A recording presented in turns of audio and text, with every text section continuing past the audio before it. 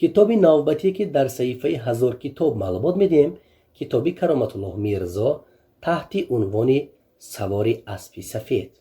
کتابی نام برده از طریق مؤسسه نشریه معارف سال 2019 نشر شده است.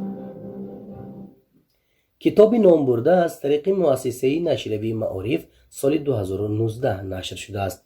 کتاب از 240 صفحه یعنی 15 جزء چاپی عبارت است. صحیفه های درونی کتاب یک رنگه بوده، مقواش رنگ می باشد. کتاب با صفت اعلی در مطبعه جمعیت سهامی پوشیده گنج نشریات با تعداد 10,000 نسخه چاپ شده است. نویسنده خلقی تاجیکستان، برنده جایزه دولتی تاجیکستان به نام ابو عبدالله رودکی در دهه نیلکانی جماعت دهاتی راحتی ناحیه رودکی به دنیا آمده است. سال 1963 فاکولته تاریخ و فیلولوژی دانشکده دولتی آموزگاری دوشنبه را ختم کرده است.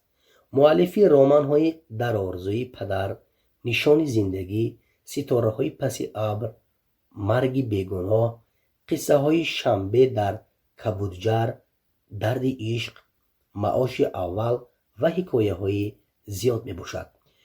این کتاب برای آنهایی که میخواهند به ایجادیات کرامت الله میرزا شناسایی پیدا کنند دستوری خوب است. کتاب را از مغازه کتاب میتوانید دسترس نمایید.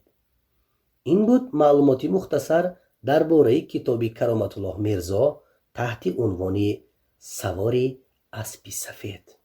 نوابسته از تضادهای زندگی با شما تنها کتاب همنشین و همصحبت است.